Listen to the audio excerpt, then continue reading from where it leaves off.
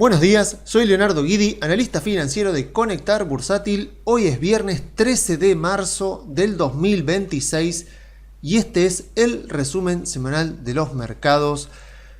Y bueno, esto ya se va pareciendo un poco más a una corrección. Acá vemos el Standard & Poor's que tuvo una semana negativa, obviamente que arrastró a mercados emergentes y por supuesto que nos arrastró a nosotros también.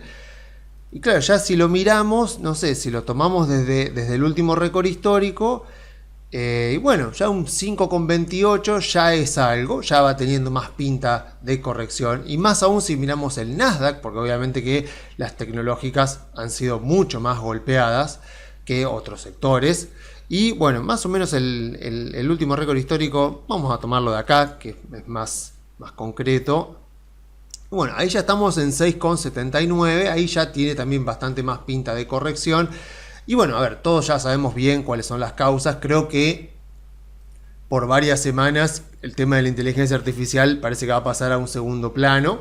Obviamente cada tanto seguirá habiendo noticias, pero ahora la mayoría de que creería yo que por las próximas semanas de lo que más vamos a hablar, y por lo menos en relación a cómo están moviéndose los mercados, va a tener que ver con el ritmo de la guerra en Irán. Y a ver, no quiero tampoco que este informe se transforme, no sé, en comentar qué es lo que está pasando. También es difícil pensar, bueno, a ver, cómo puede desenvolverse el conflicto. O sea, podemos hacer conjeturas a lo sumo. O sea, a ver, a mí en particular me gusta mucho el tema de teoría de juegos, y los conflictos de este tipo sirven bastante.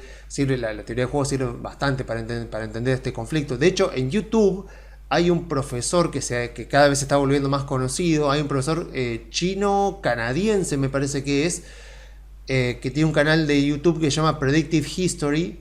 Y el tipo se está volviendo cada vez más famoso porque predijo que Trump iba a ganar las elecciones, después predijo que Rusia iba, o mejor dicho, anteriormente había predicho que Rusia iba a invadir Ucrania. Cuando predijo que Trump iba a ganar las elecciones, también predijo que Trump iba a iniciar una guerra con Irán. Entonces, como que el tipo se va volviendo cada vez más conocido, y él enseña justamente en la universidad, enseña historia, enseña teoría de juegos. Entonces, claro, pensándolo desde la teoría de juegos, o sea, es un marco teórico bastante bien fundamentado para poder hacer conjeturas. O sea, a ver, como ya, bueno, más o menos los que pueden conocer algo de teoría de juegos, lo que tenemos en cuenta son qué incentivos hay de cada parte, qué penalidades hay, en qué ocasiones conviene colaborar, en qué ocasiones no, si el juego es con información simétrica, con información asimétrica, es un juego nivelado o es un juego desnivelado. Entonces, en base a las características tenés diferentes estrategias posibles. En este caso, a ver, Irán es de la rama del Islam chiita. El Islam chiita tiene pretensiones universales. O sea, ellos creen que su obligación es propagar el Islam por todo el mundo. Obviamente ven a Israel como básicamente un objetivo a eliminar, particularmente porque en el Corán se dice que cualquier territorio que haya sido conquistado por el Islam, como fue obviamente el territorio que hoy pertenece al Estado de Israel en el siglo 7 u 8, si mal no recuerdo, cualquier territorio que haya sido en algún momento conquistado por el Islam ya pertenece eternamente al Islam. Entonces, para ellos ese territorio es del Islam. O sea, ellos creen que tienen reclamaciones sobre ese territorio. Entonces, respecto a eso no tenés nada que hacer, no tenés nada para negociar, y también es muy difícil ejercer la tolerancia, porque ¿cómo haces para ejercer la tolerancia cuando el otro, ya sea una persona, ya sea un país, lo que sea, cuando el otro elige la violencia para comunicarte con vos? O sea, ¿cómo haces para ejercer tolerancia, para ejercer convivencia, cuando el otro no solo concibe la violencia como única forma de comunicarse con vos, sino que además está totalmente convencido de que vos tenés que ser eliminado básicamente. Entonces, claro, uno dice, Estados Unidos está tratando de hacer todo lo posible para evitar que se bloquee completamente y por mucho tiempo el estrecho de Hormuz, porque eso podría llevar a una recesión a nivel mundial.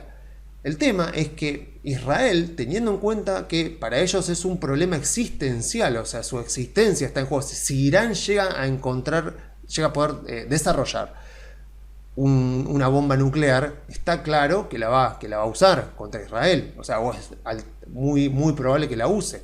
En cambio, no sé, Corea del Norte, por ejemplo, el gordito Kim Jong-un, lo único que quería era tener armas nucleares para asegurar su régimen, y está ahí tranquilo, o sea, está resguardado en su propio país y ya está, no planea usarlas hacia afuera. En cambio, Irán sería un régimen que claramente tendría muchos incentivos para utilizarlos, entonces tienen que evitarlo lo antes posible. Entonces Israel puede permitirse absolutamente que haya una recesión a nivel mundial porque para ellos es un tema existencial. Esto es, digamos, lo que justamente en teoría de juegos se llama la cola que mueve al perro. O sea, Estados Unidos es la potencia económica y la potencia militar más grande del mundo.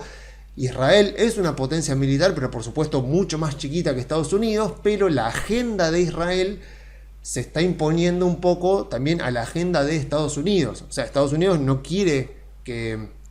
O sea, ¿cuál sería la salida más racional para Estados Unidos? O sea, no sé si la más racional, pero sí la más lograble. Bueno, habría dos posibles. En primer lugar, o sea, por ejemplo, en el libro El arte de la guerra de Sun Tzu, ahí él en un momento recomienda y dice, o sea, como una de las estrategias, dice: cuando tu enemigo esté acorralado, dale siempre una vía de escape, porque si no tiene una vía de escape puede utilizar como último recurso su propia inmolación, para decir, bueno, si ya se ve perdido por perdido, puede utilizar su propia inmolación, que en este caso sería un equivalente a eso, al bloqueo total y durante mucho tiempo del estrecho de Hormuz. O sea, Irán sabe que si hace eso va a perder a China como aliado. Rusia no, porque Rusia está feliz con esto porque le levantan sanciones, porque ahora de repente se necesita mucho más su petróleo.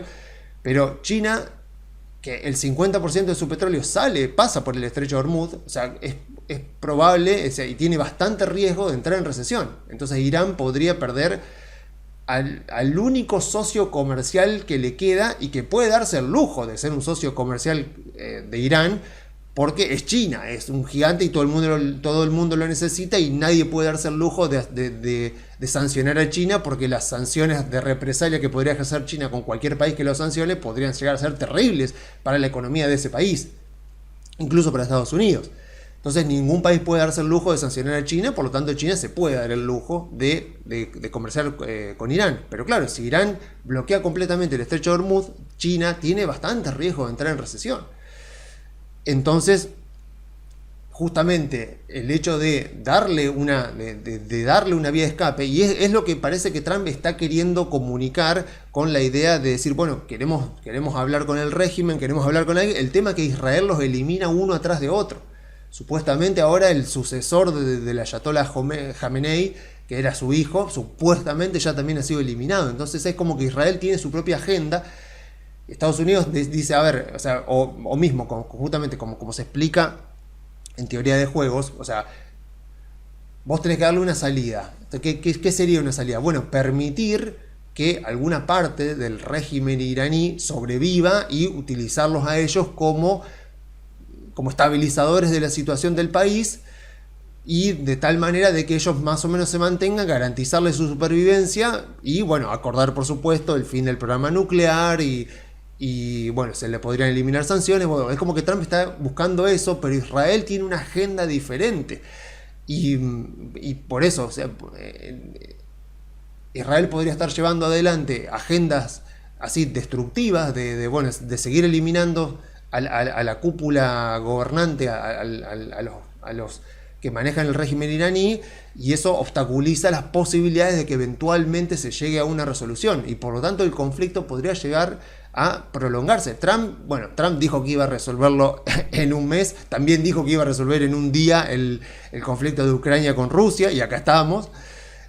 Lo que sí sabemos, por supuesto, es, hablando siempre de incentivos, Trump no tiene ningún incentivo para permitir que esto se prolongue demasiado. Pero también ya lo conocemos a Trump. Trump puede dar por terminado esto en cualquier momento. Va a ser difícil. O sea, si Trump sale un día y dice, listo, yo hasta acá llegué, lo doy por terminado, y va a ser muy difícil que eso termine siendo realidad. O sea, que él pueda imponer el final del conflicto, porque el régimen iraní ya está totalmente determinado de bloquear el estrecho de Hormuz. Por eso la otra alternativa que habría posible para poder solucionar el conflicto y solucionarlo relativamente rápido, no sé, en cuestión de semanas o meses, sería justamente involucrar a China. O sea, como no va a haber nunca, o sea, como establecer un acuerdo entre Estados Unidos, Israel y una cúpula sucesora gobernante de Irán sería muy difícil porque no hay en absoluto confianza entre ellos. Involucrar a China sería una segunda alternativa. Por ahora no se ha dicho absolutamente nada de eso,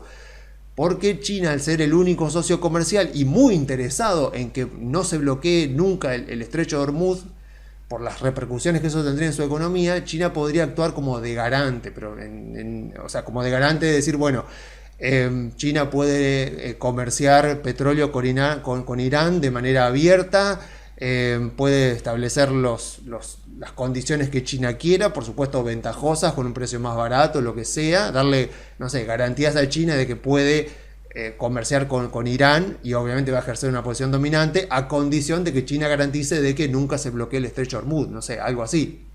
Esa sería una segunda alternativa posible. En este momento no parece en absoluto estar esa alternativa encima de la mesa. Lo que sí parece es que Trump trata de lograr que haya algún superviviente del régimen gobernante de Irán, pero Israel los va liquidando uno tras otro. Por lo tanto, uno dice, bueno, pero entonces, ¿qué alternativas quedan? Bueno, están los kurdos. O sea, los kurdos, por si no los conocen, es un pueblo que no tiene territorio, o sea, que no tiene un país específico. O sea, están en el norte de Irán, están en Irak, están en Turquía, están en Azerbaiyán, o sea, están todos por esa zona. Y aparte hay 10.000 facciones diferentes de los kurdos, pero Estados Unidos ya ha utilizado a los kurdos como carne de cañón en su momento, los ha armado, los ha mandado a pelear en diferentes conflictos de la región, los ha usado básicamente, y después los ha abandonado a su suerte cuando ya no les servían más. Israel en ese sentido es mucho más contemplativa con los kurdos, porque bueno, Israel durante siglos, y podría llegar a decir milenios, fue también un pueblo que no tuvo un territorio hasta la década del 50, que se formó finalmente el Estado de Israel. Entonces como que se ven un poco identificados con el pueblo kurdo, y como que, bueno, no solo le proveen armas, le proveen asistencia de todo tipo, bueno, de tratar de ayudarlo, obviamente teniéndolos como aliados. Entonces, si bien sería una locura que Estados Unidos haga una invasión por tierra, y para Israel también sería bastante difícil hacer una invasión por tierra de Irán, sí podrían llegar a usar a los kurdos como, también, otra vez, como caballito de batalla para mandarlos adelante, y que la invasión por tierra sea por parte de los kurdos. No sé. Es como que tampoco me gusta que este informe sea hablar por hablar y hacer conjeturas, que uno dice, bueno, ¿y eso a mí qué me sirve para invertir? Bueno, a ver, lo que sí sabemos es esto. Lo que sí sabemos es que el precio del petróleo ya está arriba de $90, se ha estado moviendo, o sea, está muy volátil, por supuesto, no ha vuelto a los $100, pero tampoco, o sea, yo creería que en un petróleo de $80 más o menos el mercado podría llegar a acomodarse. Ya por arriba de $90 ya al mercado parece que le incomoda bastante, y eso se está empezando a ver en los movimientos de las acciones.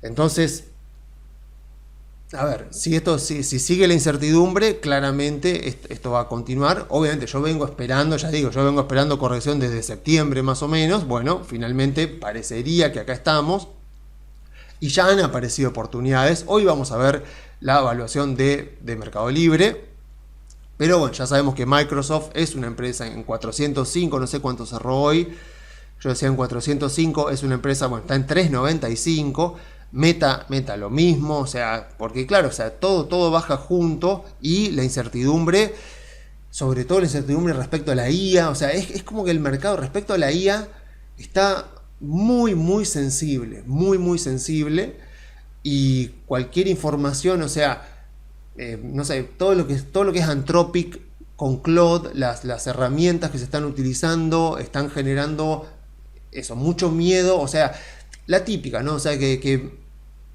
tenemos algo disruptivo, tenemos algo nuevo, al principio entusiasmó, se empiezan a ver efectos, por ejemplo, empresas que despiden empleados y la responsabilidad se la cargan a la inteligencia artificial. Uno dice, bueno, ¿qué chances hay de que eso en realidad sea así o que sea una excusa, que utilicen la inteligencia artificial simplemente como una excusa para echar empleados? Después, no sé, por ejemplo, Anthropic sacó un paper o un artículo que mostraba como una investigación que habían hecho, mostrando cuáles eran todos los trabajos que serían más afectados. No sé, no todos los trabajos, sino todos los sectores, eran más a alto nivel, digamos, a nivel general. Cuáles eran los sectores que serían reemplazados por inteligencia artificial. Entonces te mostraban como un gráfico de telaraña. Por supuesto, o sea, mi rubro, finanzas, todo lo que sea finanzas, todo lo que sea negocios, todo lo que sea contabilidad, todo lo que sea leyes, bueno, todo eso era como que quedaba totalmente sobrepasado por la inteligencia artificial. Después, obviamente, mirando la letra chica, lo que se vio es que ese artículo de Anthropic tiene mucho más que ver con marketing que con otra cosa, porque la investigación se hizo dentro del propio Anthropic, o sea, no es que se recurrió a una fuente externa, a una universidad, digamos, a una fuente que no esté sesgada. Entonces es como una fuente propia y entonces dice, bueno, pero ustedes tienen un sesgo justamente porque ustedes son una empresa privada que tiene planeado salir a bolsa durante este año, que obviamente que tienen todos los incentivos para que la evaluación al momento de salir a bolsa sea la más alta posible, y encima previo a salir a bolsa capaz que necesiten levantar capital de manera privada antes de lograr eso.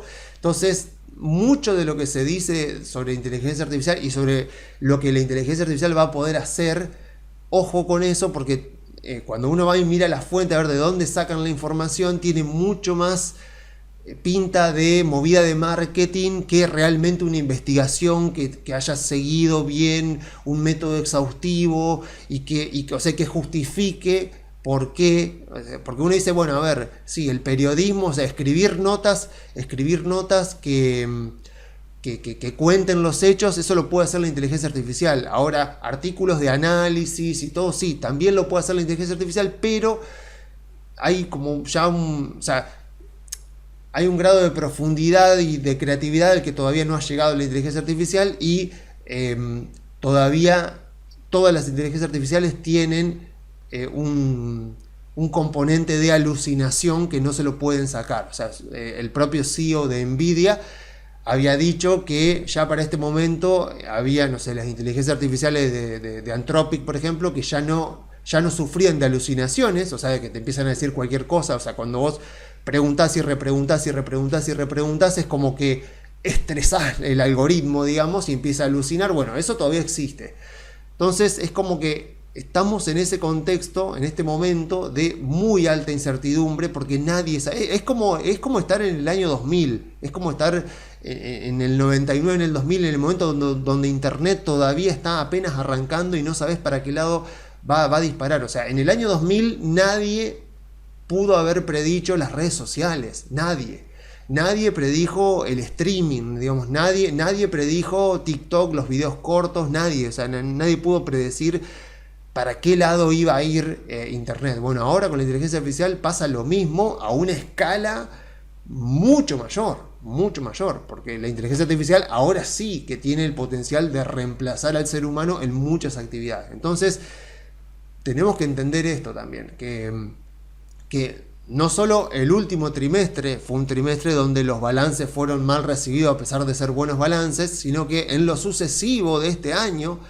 desgraciadamente, corremos gravemente el riesgo de que vamos a verlo en abril, cuando tengamos la próxima temporada de balances, a finales de abril, de balances que vienen bien, pero por alguna cosita, por algún detalle, el mercado puede que castigue. Por eso digo, el castigo que están sufriendo las empresas tecnológicas, en absoluto podemos afirmar que ya se ha terminado y que no vaya a seguir con la próxima temporada de balances, porque el mercado va a estar con mucho miedo, o sea, y encima en medio de este contexto, ¿no? O sea, encima en medio de este contexto, el mercado puede estar con mucho miedo, y obviamente cuando el mercado está con miedo, como dice Benjamin Graham, ¿no? O sea, el señor mercado, cuando está tan en pánico, tan pesimista, siempre te va a extrapolar el peor escenario posible, tipo lo que pasó en 2022. O sea, en 2022 tuvimos un mercado bajista que llegó a menos 25 del Standard & Poor's y menos 30 y 31 por ahí del Nasdaq,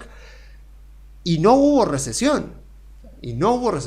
O sea, y todo el miedo era porque se venía una recesión y que la inflación iba a estar muy alta y que iba a seguir muy alta, etcétera, etcétera. No pasó, pero el mercado tardó 10 meses en darse cuenta. Ahora la situación es mucho menos profunda, digamos, en cuanto a que hasta ahora vamos un 5%.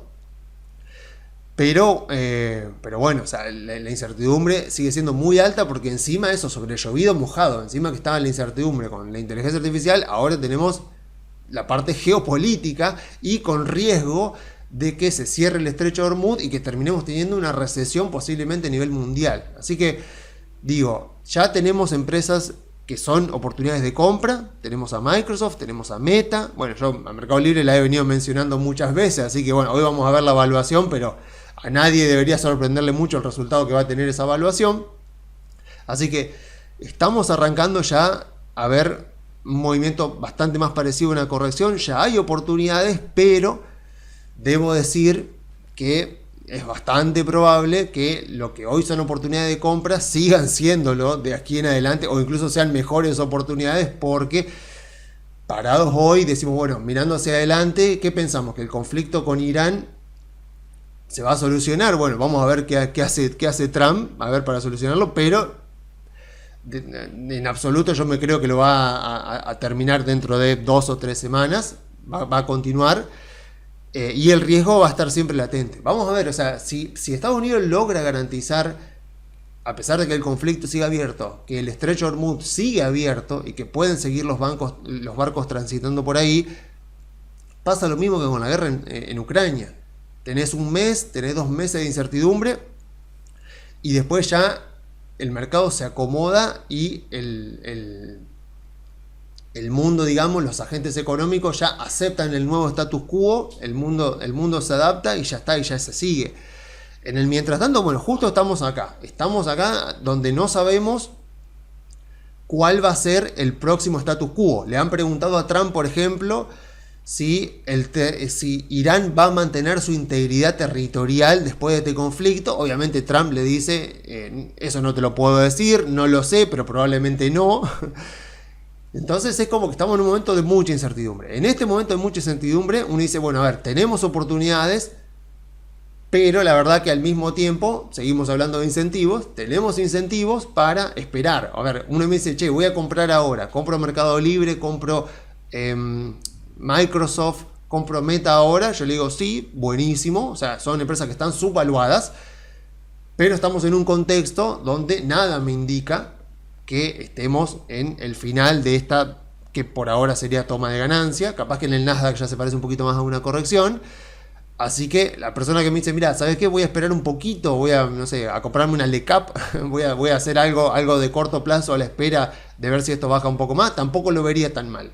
Porque realmente yo digo, bueno, a ver, las correcciones de mercado, como ya lo sabemos, son movimientos que pueden durar entre 1 y 3 meses, que en promedio son una baja del 10%, que cuando arrancan uno como que queda un poco sorprendido. En este caso no estoy tan sorprendido, y eso me preocupa un poco, porque las correcciones de mercado suelen ser bastante más tajantes que este movimiento. Los movimientos, o sea, acá tenemos bastante volatilidad, pero no tanta volatilidad exclusivamente a la baja, porque acá tenemos volatilidad a la baja y acá tenemos volatilidad al alza.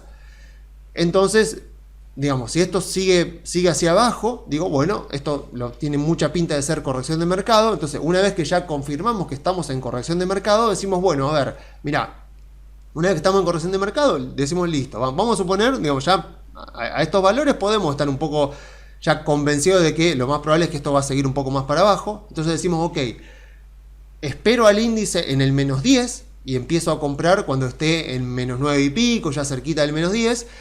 Y también voy mirando la parte temporal, porque yo tendría que tomar este 28, o sea, tendría que estar tomando acá estos 7000 puntos de Standard & Poor's como el último récord histórico. Entonces digo, bueno, el 28 de enero, digo, bueno, 28 de febrero sería ya un mes, vamos a ver 28 de marzo, y para el 28 de abril, sería para febrero, marzo, abril, se cumplirían los 3 meses.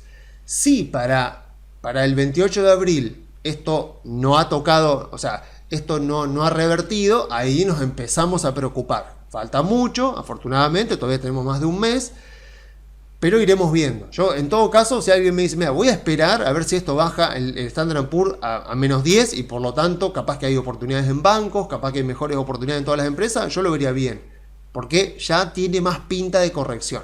Antes del menos 5, o bueno, más o menos acá que había bajado, después revirtió, pero digo, bueno, antes del menos 5 podemos decir, no, es una toma de ganancia, un movimiento más normal, más de cortito plazo. Ahora decimos, che, esto tiene un poco más de pinta de corrección, así que si uno quiere aguantar un poco para esperar ahí, para ver si puede comprar mejor, tiene bastante sentido. Ya tenemos oportunidades, pero calculémosle que, mira, para que esto llegue a un menos 10 todavía falta bastante, o sea, tendría que estar acá más o menos en los 6.300 puntos. Sería bastante doloroso, todo lo podemos ver, pero claramente si esto llega a pasar, más o menos que el índice llegue más o menos por acá, que sería una corrección típica, seguramente capaz que hasta en bancos empezaría a encontrar muy buenas oportunidades. Así que así estamos entonces en este momento.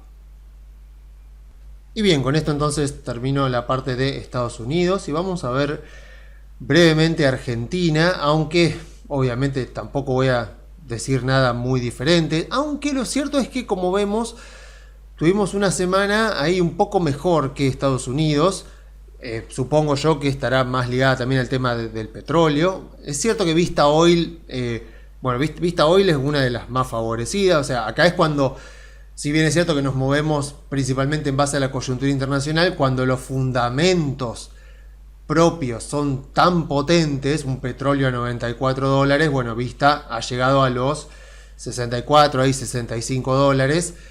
Yo creo que por debajo de 75, 80 sigue estando subvaluada. La semana que viene vamos a ver la evaluación de Nvidia, supongo que voy a poder hacerla. Entonces ya para más adelante haré la de Vista Oil, pero la del año pasado me dio $75 de objetivo, de como que un precio como que podría a partir de ahí recién estar sobrevalorada, y la empresa ha mejorado bastante a lo largo del 2025, así que me imagino que esta vez la evaluación, digamos, de no me dar ninguna sorpresa que me llegue a encontrar, que no me imagino por dónde puede venir, estaríamos hablando de más o menos el mismo precio, $75 o incluso un poco más por la mejora que tuvo la empresa durante el año pasado. Pero bien, volviendo al propio Merval, bueno, esta semana se hizo la Argentina Week, algo realmente, fuera de lo común para lo que nos teníamos acostumbrados en Argentina. Desconozco si durante el gobierno de Macri se hizo algo, claramente durante el gobierno de Alberto no se hizo nada de esto. Se anunciaron inversiones, tiene su lógica. Por ejemplo, Transportadoras del Sur anunció, creo que eran $5.000 millones de inversiones obviamente en transporte de gas o en procesamiento de gas, porque al mismo tiempo que saca petróleo de vaca muerta, hay gas que viene añadido, incluso creo que hay más gas que petróleo, y ese gas requiere un procesamiento para que no quede desperdiciado. Entonces, Transportadoras del Sur anunció una mega inversión de 5.000 millones y tiene su lógica, porque obviamente que los inversores extranjeros primero van a chequear a ver si los inversores propios, los inversores nacionales, los que ya tienen capital hundido, invertido en este país, deciden seguir invirtiendo, o todo lo contrario, si están esperando encontrar algún comprador a quien venderle la compañía. Entonces tuvo bastante sentido que lleven empresarios argentinos para que también ellos mismos anuncien a inversores extranjeros inversiones que ellos planean hacer en este nuevo contexto, en esta nueva realidad de Argentina. Obviamente que esta Argentina Week tuvo más que ver con la economía real que con la parte del mercado financiero, pero sabemos muy bien que el mercado financiero es caja de resonancia de la economía real y encima va siempre adelantado, así que no sé si habrá esta semana contramano de Wall Street haya tenido algo que ver. Hoy no, claramente, hoy nos acoplamos nuevamente, pero claro, de la misma manera, vieron que siempre hablamos de que la acumulación de reservas es algo que como que los mercados financieros, sobre todo el Fondo Monetario, pero también los mercados financieros, lo tienen como una prioridad en cuanto a variables que quieren ver mejorar en Argentina. Quieren que haya mucha acumulación de reservas porque el año que viene es año electoral y encima de elecciones presidenciales. Entonces sabemos que si hay un año que tiene incentivos para que suba el tipo de cambio y que se lleven todos los dólares posibles, es el año que viene, que son elecciones presidenciales. Entonces, en base a eso, a ver, en enero el Ministerio de Economía hizo una estimación de la balanza energética para este año y ellos con un precio del petróleo de $60 en aquel momento, habían hecho una estimación de una balanza energética positiva con un superávit de divisas de $10.000 millones, hecho con un petróleo a $60, ahora están 94. Obviamente no esperamos que se vaya a mantener tan alto, sería contraproducente para todo el mundo que se mantenga tan alto, pero no sé, ya en $70 o en 70 y pico dólares ya serían varios miles de millones de dólares adicionales, y encima, para colmo, también está subiendo el precio de la soja justamente en el mes en el que arranca la campaña fuerte de liquidación de la soja, de la cosecha grande de soja. Obviamente, porque sube el precio del petróleo, se encarecen los costos, se encarecen los precios de los alimentos, obviamente. Entonces, eso también es como que todo lo que está pasando nos termina afectando, tanto porque somos exportadores de alimento como porque somos exportadores de energía.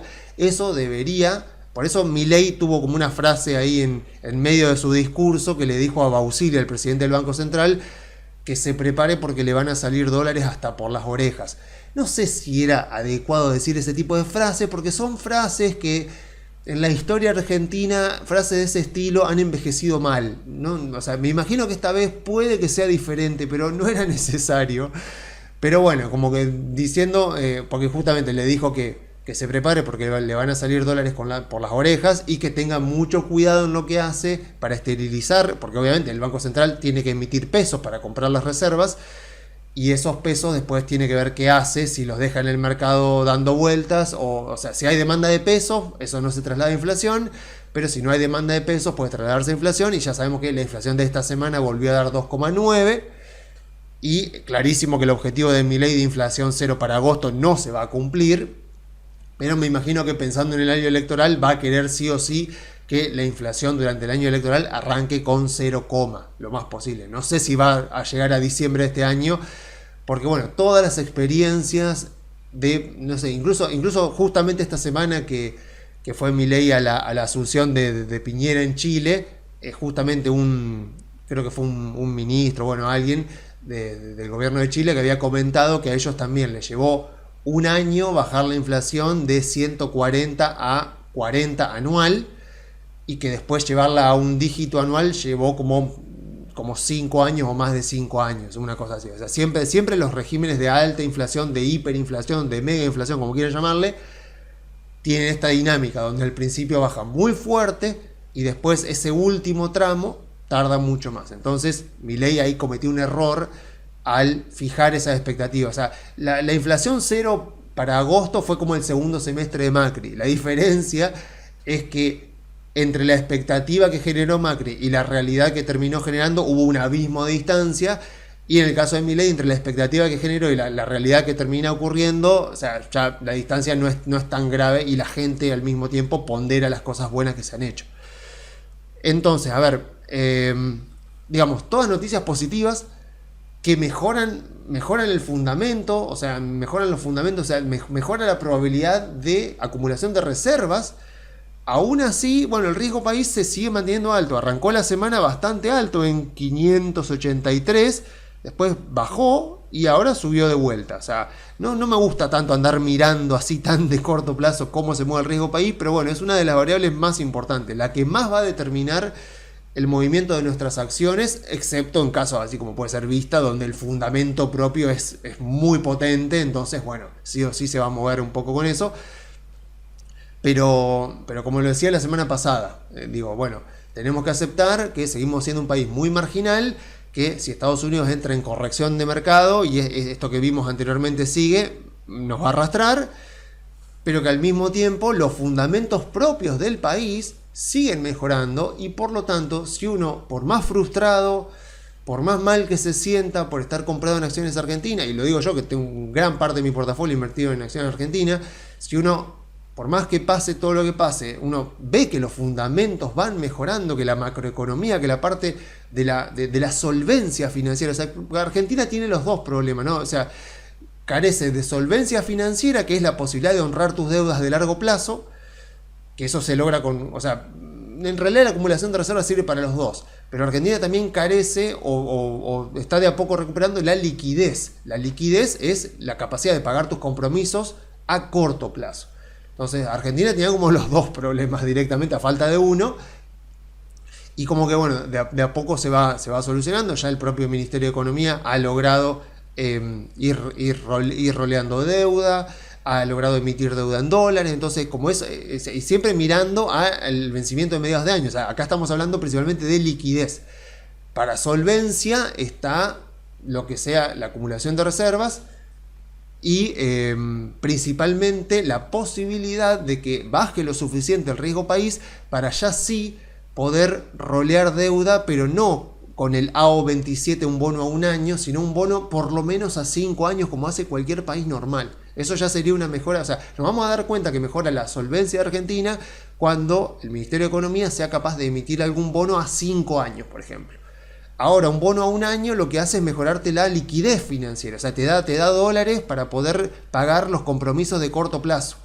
Pero sabés que seguís teniendo ese problema a corto plazo porque el año que viene va a haber que pagar este bono, entonces como que seguís dando vuelta hasta que en algún momento, si mejora el contexto y si mejoran los fundamentos propios, que creo yo que vamos claramente, por lo menos los fundamentos propios, vamos en ese camino. En el contexto, bueno, no depende tanto de nosotros. Cuando mejore ya lo suficiente el contexto y los fundamentos propios, el riesgo país ya debería caer. Ya en una zona de 400 puntos, ya el Ministerio de Economía podría ya emitir deuda a 5 años o incluso más largo. Entonces ahí sí estaríamos viendo una mejora ya de la solvencia de Argentina, que es lo que más se está buscando, porque si no Caputo es como que tiene que estar todo el tiempo apagando incendios, es como que está todo el tiempo mirando el corto plazo. Entonces vamos en ese camino, pero el contexto nos juega muy en contra. Entonces seguimos teniendo un riesgo país demasiado alto, bastante más alto que lo que era en enero, que como veíamos acá, como veíamos, si lo pongo más en perspectiva, o incluso si lo miro más todavía, o sea, estábamos en 4.84, y bueno, ya volvimos a niveles de post-elecciones, ¿no? Y uno dice, ¿y empeoraron los fundamentos de Argentina? No empeoraron. ¿Qué fue lo que empeoró? El contexto. Entonces, el contexto se puso más averso al riesgo y nosotros somos un país demasiado riesgoso. Así que bueno, las sugerencias obviamente siguen siendo las mismas. De bancos, por supuesto, no voy a hablar. Ya dije todo lo que tenía que decir la semana pasada. Pero qué sé yo, Vista Oil ya por debajo de los $75, para mí sigue estando subvaluada. Bueno, y lo mismo, siempre, lo que está ligado a energía, por supuesto, Pampa Energía, transportadora de gas del norte, creo que está más subvaluada que la del sur ha subido bastante. Autopista del Sol, lo mismo. O sea, podemos armar un portafolio, no hay tanto para elegir. Pero bueno, yo sigo atento porque realmente el balance de YPF me defraudó un poco. No vino mal, pero tampoco vino muy bien.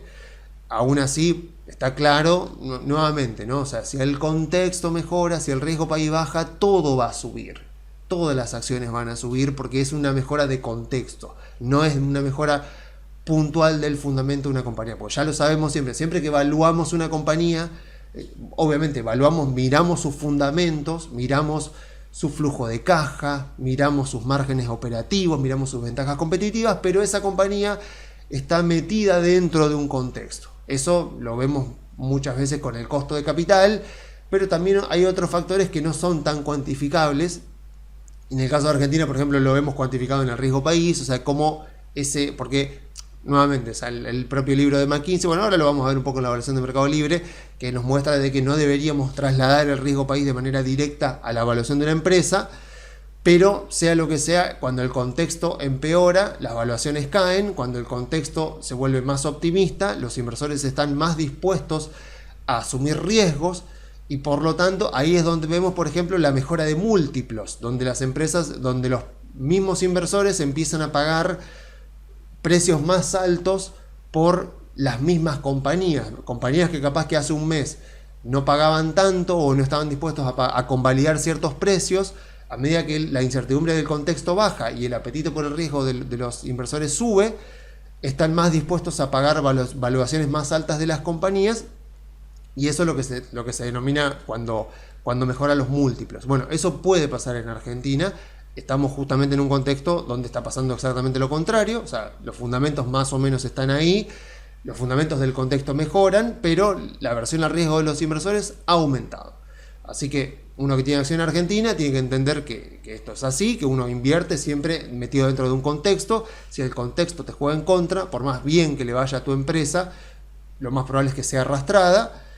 Entonces, ahí donde vos, habiendo hecho el análisis, habiendo hecho la evaluación de la compañía, entendiendo, como dice Peter Lynch, si vos entendés lo que tiene tu portafolio, podés aprovechar. Fíjense, yo hace años, creo que fue en 2022, subtitulé un fragmento de un video de Peter Lynch, que lo pueden buscar, o sea, circula, o sea, hay gente que me lo robó básicamente, me lo bajó de YouTube y lo publica en Twitter. Hay un video de Peter Lynch que tiene un subtitulado que está hecho por mí, o sea, donde él dice que ama la volatilidad, ama el riesgo. Si no lo buscan, ponen Peter Lynch, no se van a YouTube y ponen Peter Lynch sobre la volatilidad, o sea, seguro puede llegar a aparecer mi video, que son 4 minutos, son 5 minutos, no es muy largo, donde él dice eso. Si a vos te gusta una empresa a $10 y de repente hay malas noticias, hay un aumento del riesgo por diferentes razones, y eso que esa acción que cotizaba a 10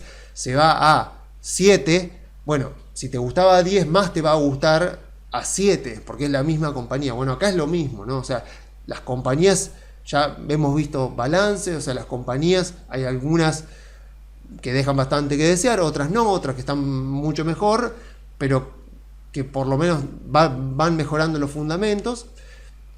Y lo que está pasando ahora es que el contexto está empeorando. Entonces, si ya te gustaba, no sé, bueno, Vista Oil ha sido favorecida, ¿no? Pero YPF, por ejemplo, a pesar de la suba del petróleo, no ha sido todavía tan beneficiada por el mercado, porque yo supongo que el mercado la vincula mucho más a Argentina de lo que vincula a Vista Oil, que es una empresa 100% privada. Entonces, bueno, YPF, ante este precio del petróleo, todo debería ser una empresa que tenga una expectativa de crecimiento y de ganancias más alta. El mercado parece que por ahora no lo está reconociendo. Puede ser que sea por el balance anterior, que no gustó tanto, o porque el contexto vincula a Argentina, a YPF Argentina, y la considera una empresa muy riesgosa. No sé, veremos. La cuestión es que cuando esta incertidumbre del contexto, que puede durar varias semanas o incluso más de un mes o más todavía, cuando esta incertidumbre efectivamente baje, con la mejora de fundamentos que puede tener Argentina, la acumulación de reserva que puede tener a lo largo de estos meses, porque encima Vista Oil, el propio Galucho dijo esta semana que la producción de petróleo en Vaca Muerta es bastante elástica, entonces estos precios más altos los incentivan a ellos a aumentar la producción y que pueden hacerlo relativamente rápido. Entonces es algo que va a beneficiar no solo a Vista Oil, va a beneficiar a YPF también.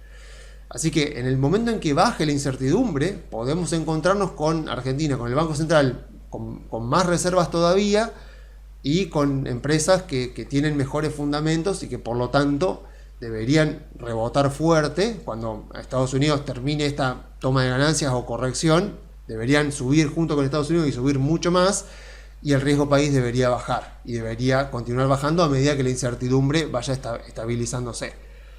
Así que bueno,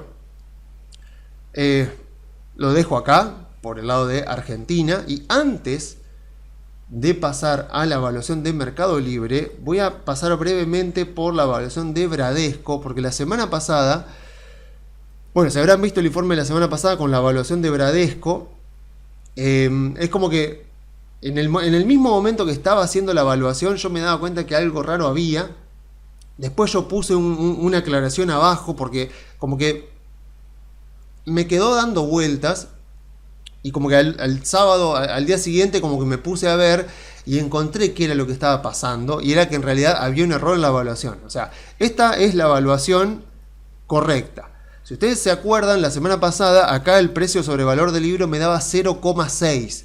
0,6 y la evaluación me daba excesivamente alta. Fíjense cómo un dato erróneo en la evaluación cambió todo. O sea, y lo que más me sorprendió era que había escenarios donde la empresa destruía valor todos los años, e incluso la evaluación, el resultado me daba subvaluada. Entonces ahí es como que dije, no, para acá hay algo mal. ¿Y qué fue lo que descubrí? ¿Cómo pude corregir? Y ahora sí, el resultado de precio de valor del libro ya me da normal. Y ahora podemos hacer una evaluación bien con los datos correctos. ¿Qué es lo que pasa con Bradesco? Este es el informe anual de Bradesco. Ya saben que cuando la empresa es extranjera no se llama 10K, se llama 20F, nomenclaturas de la SEC de Estados Unidos. No encontré todavía el de 2025, porque todavía no salió, pero encontré el de 2024. Y acá está el problema. Acá está el gran problema. Bradesco tiene emitidas una cantidad enorme. El 50% de las acciones que tiene son acciones preferidas, no son acciones comunes. Tiene, como vemos acá, tiene 5.333 millones de acciones comunes, y tiene casi la misma cantidad de acciones preferidas. Esto, o sea, es rarísimo, no suele pasar en las compañías. Si una empresa tiene acciones preferidas, los bancos suelen tener acciones preferidas, pero no suelen ser tan significativas. Entonces acá está la clave. ¿Qué pasa? Si ustedes recordarán la evaluación de la semana pasada, acá estaba puesto el número de acciones comunes. Fíjense, yo saco los datos de esta página, de stockanalysis.com. Yo me voy acá a la evaluación de Bradesco y lo que veo acá, cuando veo el net income, fíjense que dice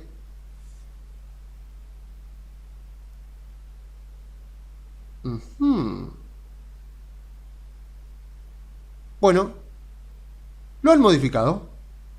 Esto la semana pasada no era así. Mirá vos, me estoy enterando en este mismo momento. Me estoy enterando en este mismo momento que estoy grabando el video, así que no lo voy a cortar.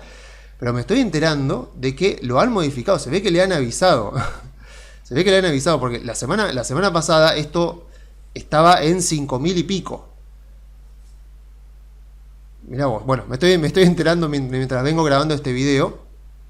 Y claro, ¿qué era lo que pasaba? La semana pasada la cantidad de acciones emitidas era de 5.000 y pico. O sea, no habían agregado, o sea, era un error. No habían agregado las acciones preferidas. Se ve que lo corrigieron. Bueno, ese es el problema muchas veces en confiar en páginas. Está bien que esta página es gratuita, pero tiene, los datos son de buena calidad. Pero acá estaba el error. Acá estaba el problema. Acá estaban cargadas solo las acciones comunes. No estaban cargadas las acciones preferidas. Que, a ver, es lógico, porque acá dice ganancia para las acciones comunes. Y acá estaban cargados 5.000 y pico, que es lo que habrán visto en el informe de la semana pasada. Y bueno, se ve que alguien les avisó y lo han corregido. No fui yo, pero bueno, alguien les avisó y lo han corregido. Entonces, claro, cuando vos corregís y ponés concretamente, porque yo acá lo que hice fue sumar a mano, básicamente, por eso me da un poco distinto a mí el número de acciones. Me da un poco distinto porque yo lo que hice fue sumar a mano la cantidad de acciones preferidas y comunes, porque claro, ¿qué era lo que habría que hacer en este caso? Lo que habría que hacer en este caso es poner el net income, agregar una línea acá que sería el dividendo para las acciones preferidas, y después restarle eso, y ven que justamente ahí justamente en este cartelito dice, el net income de las acciones comunes es el net income menos el dividendo preferido. Acá no lo pusieron, pero al menos corrigieron el error. Porque vieron que la semana pasada me dio cualquiera, o sea, me dio un resultado muy malo. Pero bien, ahora corregido, bueno, el número es bastante parecido, así que vamos a tomarlo. Corregido, ven que ya me da mucho mejor. Y ahora mirando la evaluación, vemos que el resultado da muy diferente. Fíjense, a ver, ¿cuánto está ahora la acción? Bueno, está en 3.55, más o menos 3.53. 3.53 más o menos, o sea, fíjense, para justificar el precio actual de la acción, Bradesco debería tener un ROE por los próximos años del 17% e ir o sea, retener el 40%, o sea, retener el 40% es un caso optimista, porque ya vimos que la mitad de las acciones son acciones preferidas y esas acciones preferidas tienen un dividendo. No es obligatorio, o sea, a ver, digamos, no es como un bono, no es que hay un objetivo contractual legal que obliga a la empresa a pagar el dividendo preferido. La empresa podría decidir un año no pagarlo, pero podría ser un dividendo acumulativo. Pero bueno, cuestión de que ponerle que del 100% de lo que gane va a retener el 40% es un resultado optimista, pero lo voy a dejar así. Lo que me hace ruido es esto, es este 17%, porque acá, cuando yo miro la evaluación, entonces yo tendría que ver esto, que para justificar el precio actual de la compañía, Bradesco tendría que tener un ROE del 17% por lo menos por los próximos 5 años y después ir bajando lentamente hasta 12%, que es un ROE razonable para un banco. ¿Y qué vemos? Vemos que el año pasado fue espectacular, pero que no ha logrado tener ese ROE. No ha logrado. Entonces, la semana pasada, por este error de los datos que obtuve, de la cantidad de acciones, daba que la empresa estaba subvaluadísima. La realidad es todo lo contrario. Todo lo contrario. O sea, porque vemos esto. ¿Qué chances tiene Bradesco de mantener este ROE tan alto por 5 años seguidos? Yo lo veo muy poco probable. Entonces, si tuviera que dar un diagnóstico, me parece que la compañía está sobrevalorada. Ojalá me hubiera dado cuenta antes, porque llegó a $4, llegó a 4 y pico. Ojalá me hubiera dado cuenta antes, pero bueno, no es tarde. Por lo menos, digamos, está claro de que no es momento para comprar en absoluto, que es momento más bien para que si uno la viene trayendo de antes, que aproveche, que tome ganancias, porque me parece que lo que está descontado en el precio es muy optimista, pero de la misma manera, ¿qué pasa? Si baja la incertidumbre en el mundo, si baja la aversión al riesgo de los inversores, porque no nos olvidemos que Bradesco no deja de ser una empresa brasilera, una empresa de mercados emergentes. Si efectivamente la corrección de Estados Unidos sigue, obviamente que este precio de Bradesco lo veríamos más abajo, pero de la misma manera, cuando la corrección de Estados Unidos termine, si es que es una corrección típica y termina en menos de 3 meses, esto podría rebotar y supongo yo que si la hemos visto durante este año a $4, supongo yo que a menos que aparezcan los próximos balances y den muy diferentes, el mercado va a tardar en asumir que esta expectativa es demasiado optimista para ser verdad. Entonces, qué sé yo, si alguien tiene Bradesco y me dice, mirá, vi que estuvo en $4 durante este año, si la situación se calma y Estados Unidos rebota, y aunque sea rebota un poquito, y la incertidumbre en el mundo baja y la aversión al riesgo de los inversores baja, si Estados Unidos rebota, si Europa, sobre todo Europa, rebota y los mercados emergentes rebotan, esto puede llegar de vuelta a ir a $4 y ahí puedo aprovechar y tomar una buena ganancia. O sea, vería como bien los dos escenarios. Alguien me dice, che, vendo ahora, listo, o sea, para mí la empresa está sobrevalorada. O alguien me dice, ¿me puedo especular un poquito al rebote a ver si baja la incertidumbre? Sí, a tu riesgo, obviamente. O sea, tu riesgo es que esta corrección de mercado siga, que la incertidumbre del mundo aumente, que el estrecho de Hormuz se cierre completamente por mucho tiempo, no sé. O sea, esos son los riesgos que uno asume. Yo creería que es el escenario menos probable, pero acá hablamos siempre de probabilidades. Entonces, si uno dice, me arriesgo un poco a eso y apunto al rebote, cuando rebote Estados Unidos, cuando rebote Europa, reboten los emergentes, Brasil va a rebotar, y si la engancho en $4, la puedo vender en $4, ok, me parece una estrategia que tiene sus riesgos, que es especulativa, aceptémoslo, es especulativa, porque no está basada en fundamentos, los fundamentos son estos, por lo menos para mí. Pero bueno, es una estrategia legítima, digamos, que alguien la podría hacer. Así que bueno, entonces voy a cerrar esto y lo que resta del video vamos a dedicarlo a la evaluación de Mercado Libre. Pero antes de ir concretamente con la evaluación, vamos primero a ver qué pasó con el precio de la acción, que de hecho esta semana hubo novedades que le pegaron a la compañía.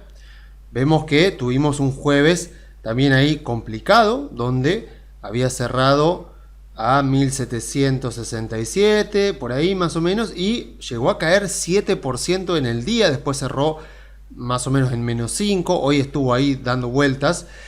A ver, ¿qué pasó? ¿Qué pasó concretamente este día? Bueno, lo que pasó fue que salió un informe de JP Morgan bajándole el precio objetivo y bajando también la recomendación de Mercado Libre. De una recomendación de compra la pusieron a una recomendación neutral.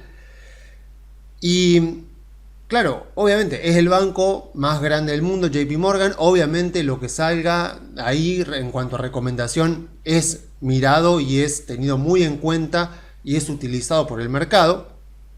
Pero acá hay que ver algunos detalles bastante importantes. O sea, la persona que hizo ese informe de JP Morgan es un analista que se llama Marcelo Santos. Y él mismo, el 12 de febrero, o sea, hace exactamente un mes, había sacado otro informe anterior sobre Mercado Libre, muy positivo, y que le había puesto como precio objetivo $2.800. $2.800.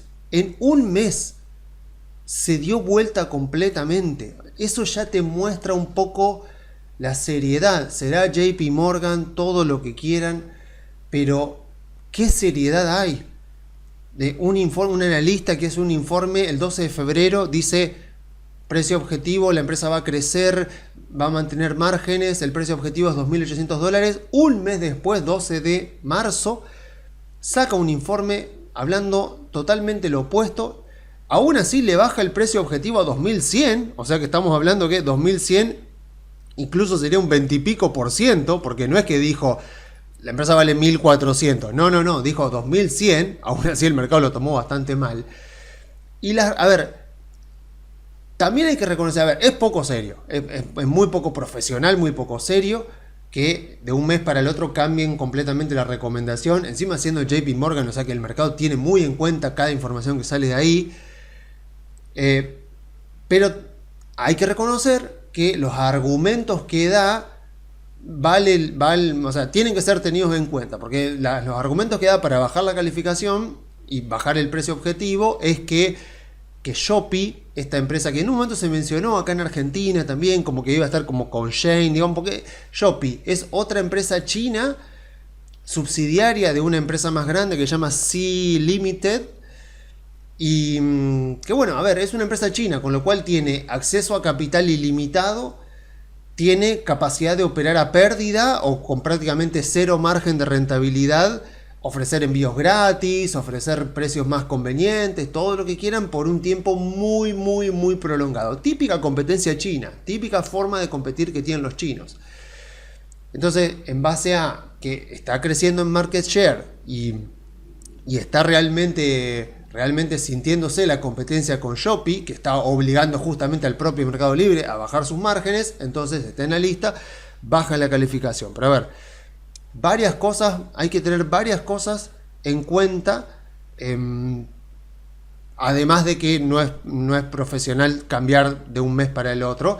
Pero lo cierto es que, a pesar de que lo que dice este analista es cierto, lo cierto es que la caída de márgenes de rentabilidad, porque claro, cuando yo miro la evaluación, miro acá los estados contables de Mercado Libre. Por un lado yo veo esto, ¿no? 39%, a mejor lo miramos de esta forma. Aunque esto solamente muestra el cuarto trimestre, pero es bastante representativo. Bueno, en el último trimestre los ingresos crecieron 45%. Acá, cuando miramos el del año, creció 39%. De todas maneras, un numerazo. Y fíjense que se sigue manteniendo una tasa de crecimiento muy potente. O sea, sí, es cierto, la competencia con Shopee es bastante agresiva. En Argentina también compite con Shein, compite con Amazon, compite con las plataformas chinas, todo lo que ya conocemos acá en Argentina. Aún así, los ingresos en 2025 crecieron 39%. Lo que no gustó, y acá es donde yo creo que está la exageración, o sea, ya sabemos que justamente el mercado, cuando vemos que el mercado se equivoca por exagerar o por exagerar la probabilidad de que algo malo ocurra, o por exagerar los efectos que algo malo en el contexto o en una compañía está teniendo. En este caso vemos que la compañía venía mejorando el margen de rentabilidad, ahí un poquito del 2024 al 12, y acá bajó apenas un poquito, 11,10. Claro, ¿qué pasa? Cuando uno lo mira en el trimestral, esto es como lo que más llamó la atención, porque bajó 3 puntos, o sea, que hace exactamente un año, en el cuarto trimestre de 2024, estaba 13% de margen y ahora bajó 3 puntitos, 10% de margen. Eso es lo que realmente hizo ruido. Pero lo cierto es que el propio gerente, creo que fue el CEO, el gerente financiero, el gerente financiero en la conference call post balance, dijo que la baja del margen de rentabilidad era algo deliberado, era algo que estaba totalmente dentro de la expectativa de la gerencia, porque justamente responde a que están aumentando las inversiones de capital.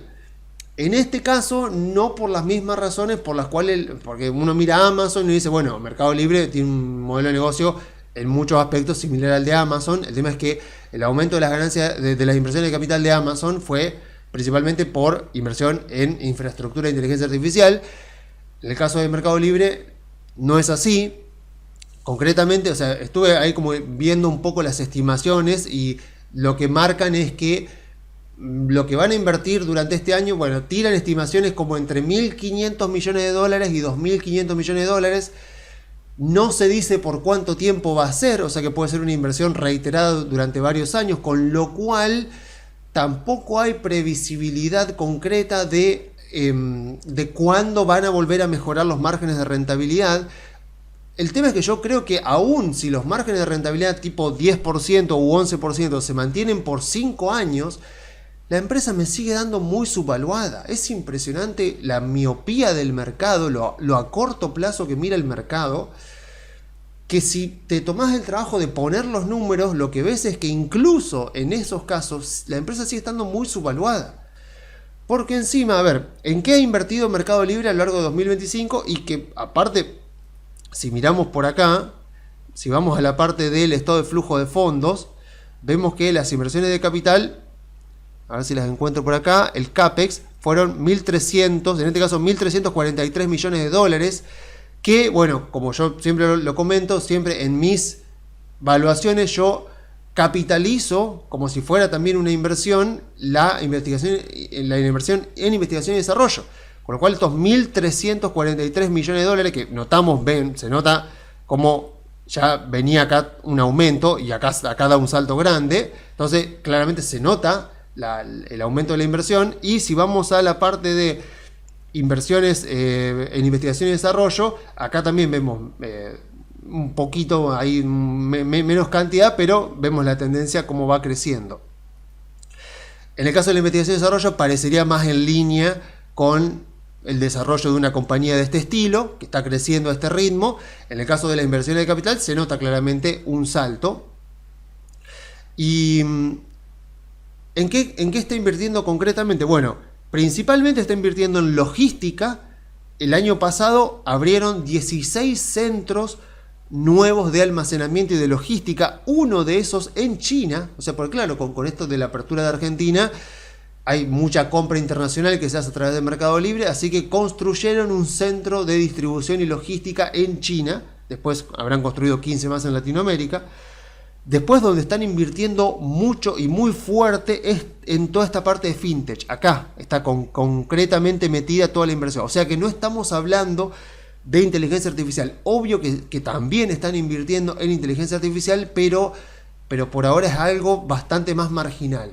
Fíjense, algo realmente sorprendente en la parte de fintech, que claro que por ahí pasa un poco desapercibido, pero nosotros en el día a día estamos muy en contacto con Mercado Pago y por lo menos acá en Argentina usamos mucho Mercado Pago, pero fíjense que los ingresos, por lo menos de este trimestre de Mercado Pago, fueron casi 2.000 millones de dólares y la misma cantidad en Mercado Crédito. ¿Por qué? Porque sacaron las tarjetas de crédito de Mercado Libre y el interés que cobra Mercado Libre por los préstamos. Entonces acá es como que está un poco también de inversiones de capital, porque también están capitalizando los fondos también por todo el tema de previsión para incobrables y ese tipo de cuestiones, de morosidades y esas cuestiones. Pero miremos esto, ¿no? O sea, la parte de Mercado Crédito ya es tan grande. Bueno, está bien que esto es trimestral, ¿no? Pero podemos ver una dimensión que ya es tan grande como Mercado Pago. O sea, que Mercado Pago que uno lo ve y ve cómo se expande y ve como, por lo menos en Argentina, que ya vos podés vivir prácticamente sin tener dinero en efectivo porque podés pagar todo con Mercado Pago, es sumamente conveniente. Y aún así como sigilosamente, la parte de Mercado Crédito parecería que va en tendencia, porque está creciendo mucho más, está en tendencia como para superarla en cuanto a línea de negocio, mejor dicho, en cuanto a generación de ingresos. Así que es impresionante. Y acá es donde principalmente está invirtiendo Mercado Libre. Por supuesto, la parte más grande sigue siendo el e-commerce, pero fíjense cómo se va equiparando. Es impresionante. O sea, es muy, muy impresionante, porque siempre estamos hablando, cuando vemos empresas tecnológicas, de cómo les cuesta a muchas empresas tecnológicas el hecho de reinventarse. El hecho de Amazon, con Amazon Web Services, tratar de reinventarse ahí. En la parte de, Meta, que lo intentó con el metaverso, que no pudo, que ahora estaba viendo con la parte de inteligencia artificial. Google también con la parte de Google Cloud, con otras líneas de negocio. Bueno, Microsoft, dentro de todo, siempre fue la más diversificada. Apple, la propia Apple, justamente con todo el tema de los servicios, que justamente el problema que tiene Apple es que su segmento de tecnología, digamos, de aparatos de tecnología está muy maduro, y la parte de servicios por ahora es la que más crece, por supuesto, pero por ahora es muy chica, a diferencia de Amazon, que dentro de todo, como lo hemos visto hace unas cuantas semanas, ya crece bastante y ya genera la misma cantidad de ingresos que genera el marketplace. Bueno, en Mercado Libre vemos esta tendencia, el e-commerce crece al 40%, el fintech crece al 51%. No sería para nada raro que ya para este año, no sé si para este año, pero para el año que viene, ya la iguale, o la parte de fintech incluso supere la parte del marketplace. O sea, es algo realmente sorprendente. Así que vemos esto, ¿no? Vemos, o sea, esta empresa, vos ves este tipo de empresa, nunca se te ocurriría pensar que este es el tratamiento que le ha dado el mercado a su acción. Empresa que crece al 45, al 39% interanual, con margen de rentabilidad del 11 y pico, y sale un artículo, sale un artículo negativo y el mercado automáticamente compra, siendo que hay, creo que más de 16 analistas, 16 analistas en Estados Unidos que cubren esta empresa, 16 analistas de diferentes bancos de inversión, fondos de inversión. Promedio de objetivo es $2.800 para esta empresa. Pero bueno, claramente el mercado no está mirando eso. Y volvemos otra vez al tema del contexto. Y acá por ahí no estoy hablando, obviamente que sí me refiero un poco también al contexto de la guerra, de toda la parte geopolítica, pero acá creo que se contagia un poco bastante de todo el miedo respecto a la inteligencia artificial. Porque claro, a ver, por ejemplo, una de las partes que más crece es la parte de publicidad, que está por acá, está metida acá.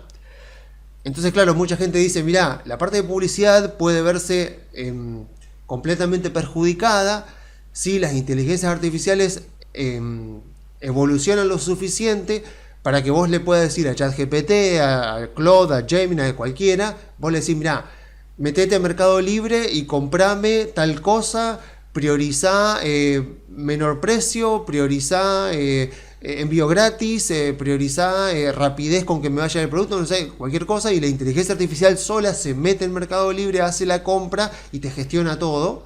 Que eso en algún momento va a llegar. Claro, si vos no te metés en la aplicación, no ves la publicidad, no haces clic en la publicidad, y por lo tanto la parte de publicidad dentro de la plataforma se va a ver perjudicada.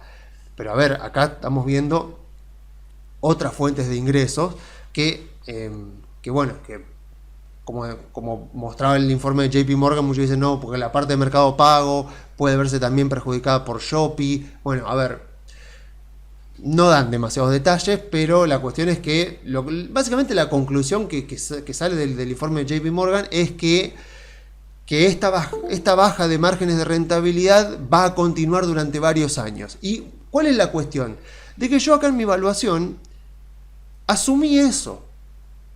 Recuerden obviamente que ustedes van a ver márgenes de rentabilidad operativa que acá son de un cierto número, y en la evaluación mía van a ver que son mayores.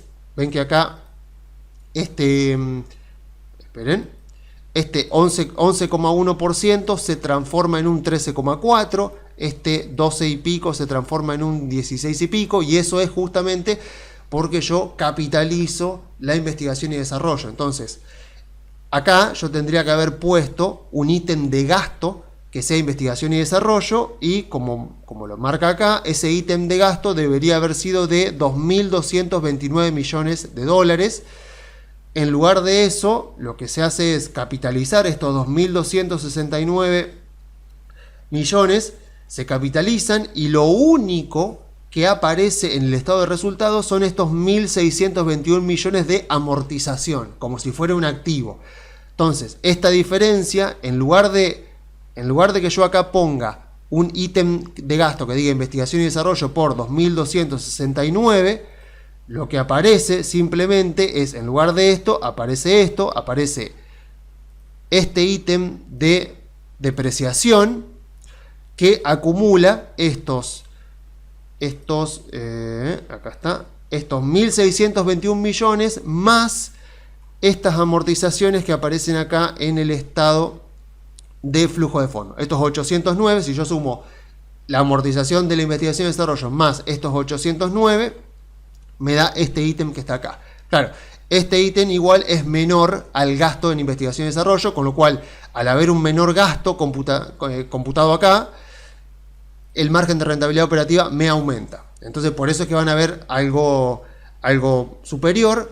Ahora bien, claro, cuando yo me fijo las estimaciones que hace la gerencia, las estimaciones que hacen los analistas, lo que parecería como que está un poco descontado ahora es que estos márgenes del 11% se van a mantener durante varios años, y que a largo plazo se espera que el margen operativo de la compañía no esté más en el 15-16% como se asumía hasta hace meses atrás, antes que salga el balance, sino que ahora, justamente también está plasmado ahí en el informe de JP Morgan, se espera que a largo plazo el margen de rentabilidad optimista de Mercado Libre esté en un 14%. Calculemos, ¿no? O sea, si acá estamos en un 11%, volvemos arriba, si acá estamos en un 11%, y acá me figura un 13, yo digo, bueno, tiene lógica que yo piense a largo plazo. Si están pensando en un margen de rentabilidad del 14, yo voy a asumir, para mantener la coherencia y seguir con esta idea de capitalizar investigación y desarrollo, yo voy a asumir entonces un margen del 16. Y eso es lo que justamente aparece acá en mis previsiones de largo plazo. Cuando yo pongo acá el margen operativo a muy, muy, muy largo plazo, cuando pongo acá, está el 16 acá. Entonces, a largo plazo está pensado así. Creo que también acá abajo estaba puesto. Sí, acá está. acá abajo, ya mirando muy a largo plazo, y fíjense eso, que le doy como muy a largo plazo. No es que digo, porque yo podría haber puesto perfectamente acá un 16. Yo podría perfectamente venir acá arriba, modificar los costos de mercadería vendida para mejorar el margen bruto, y de esa manera mejorar el margen operativo, venir acá, asumir un margen bruto más alto y listo. Yo podría haber venido acá y decir, bueno, vamos a suponer que esto va a durar un par de añitos, pero que ya para el 2030 yo acá ya podría asumir un 16, que sería equivalente a un 14. Bueno, no lo hice. ¿Por qué no lo hice? Porque no hace falta. Porque está tan subvaluada la compañía que incluso siendo muy conservador con respecto a la mejora de los márgenes operativos, vos podés ya darte cuenta que está subvaluada. Fíjense, o sea, hoy la empresa está cotizando a 1670, creo que era 1670, a ver, sí, 1670, exacto. Y para más o menos, o sea, que la cotización del mercado me refleje, al revés, que la evaluación me refleje lo que está cotizando hoy la compañía en el mercado, tengo que asumir algo extremadamente pesimista. La empresa está creciendo, venía creciendo 52, 40, 37, 39, tiene que crecer al 18 para que se justifique un precio de $1.700 por acción. O sea, $1.700 por acción con mi metodología, con esta la metodología de McKinsey, implica que los márgenes se van a mantener más o menos en este nivel por varios años, que apenas van a mejorar un poco ahí en el 2030, y que después irán subiendo muy de a poco hasta llegar al 14%, que sería mi 16, para el 2041, o sea, muy pesimista. Entonces, está clara la evaluación, y cuando me aparecen este tipo de resultados, obviamente yo acá empiezo a dudar y digo, a ver, capaz que estoy haciendo algo mal.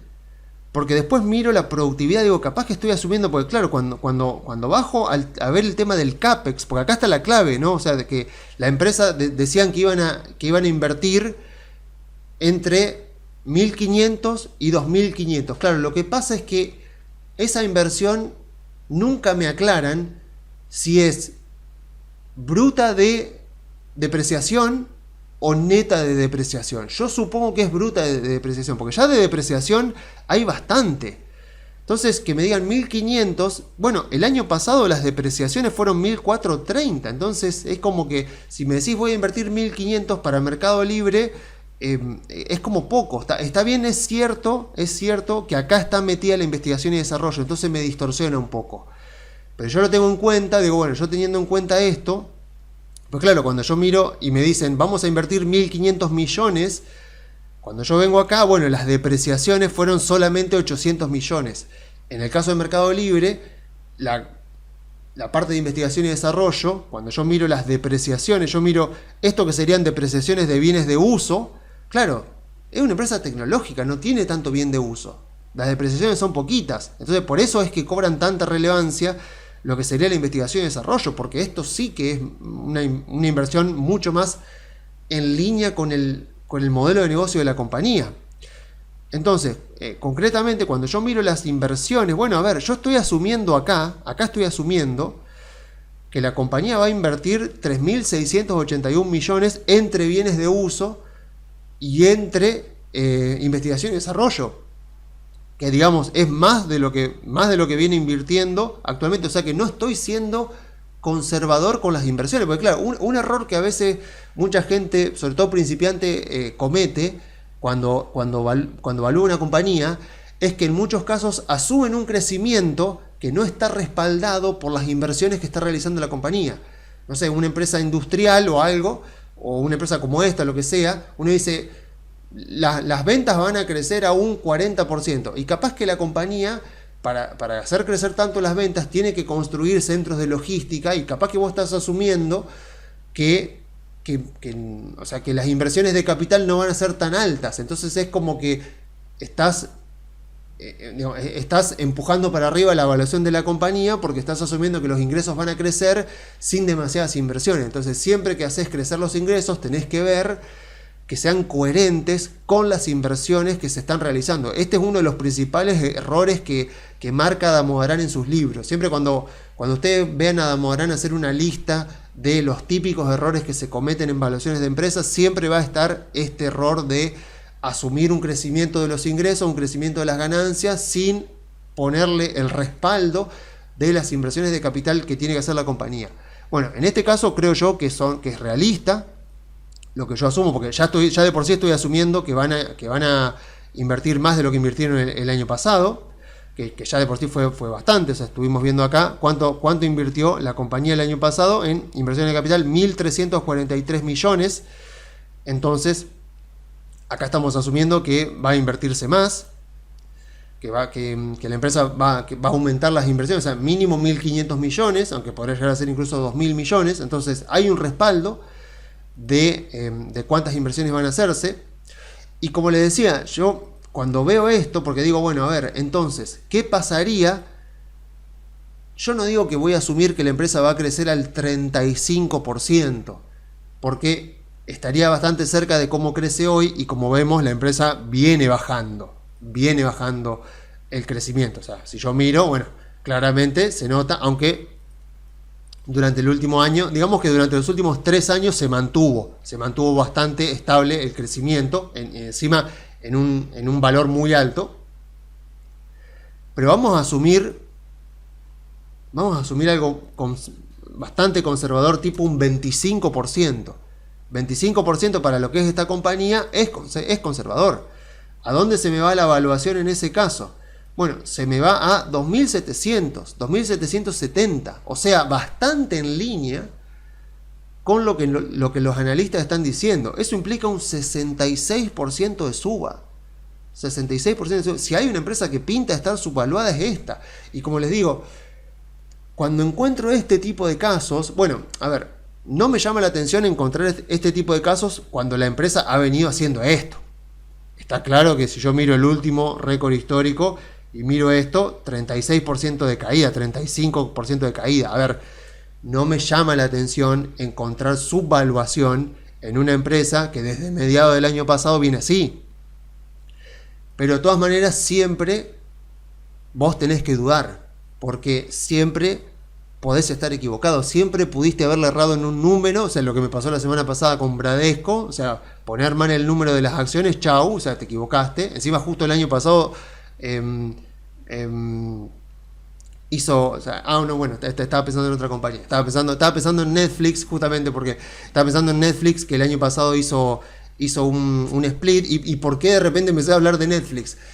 Porque justo esta semana hice también la evaluación de Netflix, que no la voy a mostrar acá porque la verdad que no encontré nada interesante. Pero ¿qué pasó? Con la misma metodología hice la evaluación de Netflix y se dio una de esas situaciones en las cuales termino la evaluación. Netflix está creciendo al 14%, tiene un margen de rentabilidad, no lo recuerdo, pero creo que estaba cerca también, un poco entre el 10 y el 15%.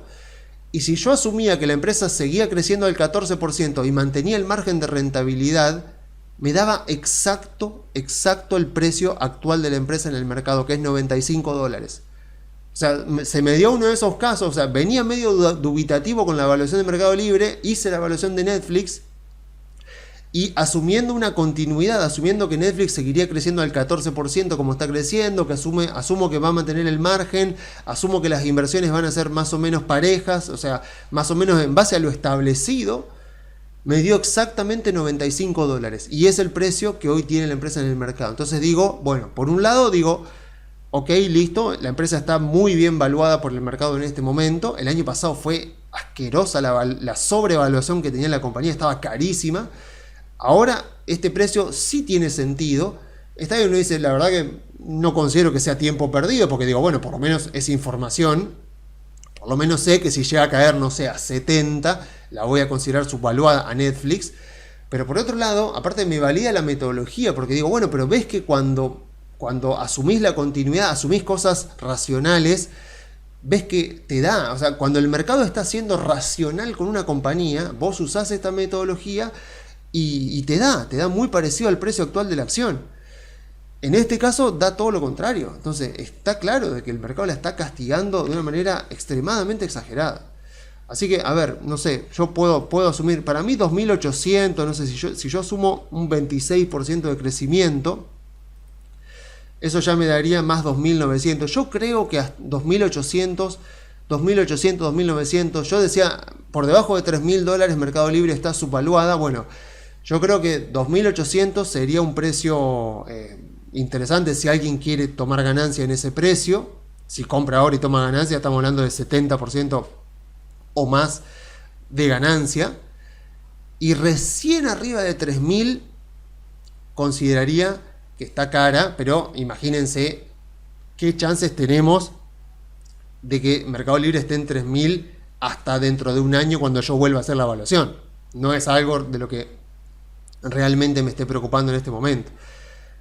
Así que digo, bueno, a ver, estas situaciones en las que justo se da que hago la evaluación luego de que el mercado ha venido castigando tanto a una compañía, y digo, bueno, pocas veces encuentro una oportunidad tan evidente, tan obvia, tan o sea, que no hace falta mucho más razonamiento para darte cuenta que es una gran oportunidad. Pero justamente es una gran oportunidad porque estás yendo en contra del consenso del mercado. Hacer la evaluación te sirve para que entonces vos le pones los números y vos decís, che, pero si el margen de rentabilidad tarda mucho en volver a subir al 14%, no pasa nada. La empresa está subvaluadísima aún así, aún si asumimos un escenario pesimista respecto a la rentabilidad de la compañía. Si la rentabilidad de la compañía se mantiene en el 10% por los próximos 5 años, tampoco está cara, al contrario, sigue estando subvaluada. O lo mismo, no sé, la productividad del capital que ha venido más o menos ahí estable, lo mismo. Yo asumo que va a seguir más o menos en el mismo nivel, en los mismos valores. Si asumo, che, pero capaz que los ingresos, capaz que Shopee le quite cuota de mercado y los ingresos bajen. ¿Cuánto van a bajar los ingresos? Porque el año pasado, 2025, ya competía con Shopee. Y competencia muy agresiva. Y compite también con Amazon. Y aún así, aceleró el crecimiento. O sea, el año pasado compitió con Amazon en Brasil, que Brasil es su principal mercado. Compitió con Shopee en México, en Brasil, que son sus principales mercados. Bueno, Argentina está ahí a la par con México. Y aún así, la realidad es esta. Bueno, pero capaz que los ingresos, el crecimiento de los ingresos baje al 35, 34, 33, 32. Bueno, mirá, si sube, con que crezcan al 26 a mí me alcanza para que valga $2.900. Si suben al 25 me alcanza también para 2.700 y pico, casi 2.800, y sería un 70% de ganancia.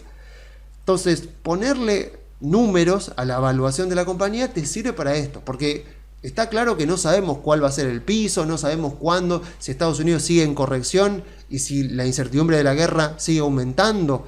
Está claro de que las empresas de mercados emergentes como Mercado Libre se van a ver arrastradas.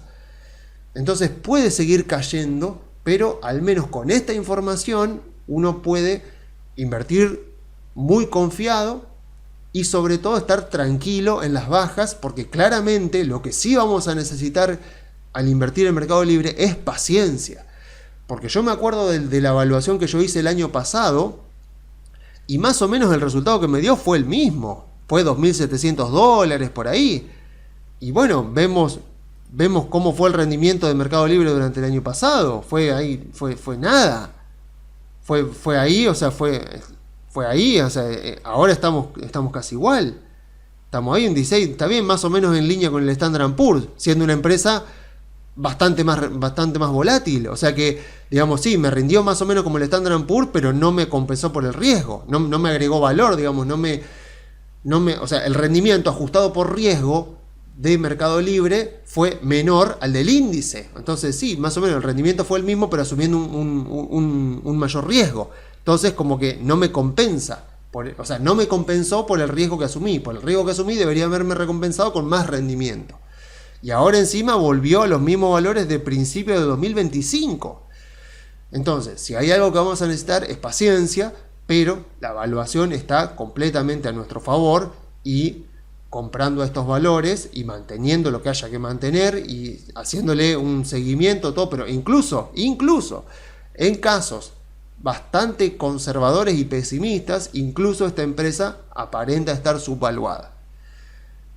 Así que entonces, bueno, si ustedes quieren hacer su propia versión de la evaluación de Mercado Libre, yo les dejo en la descripción del video el link para ir al repositorio de Google Drive. Ahí se pueden descargar los archivos que utilicé, la documentación y este mismo Excel para que lo modifiquen. Así que bueno, veremos la semana que viene si hago la evaluación de Nvidia, que sería la última que podría hacer por esta tanda.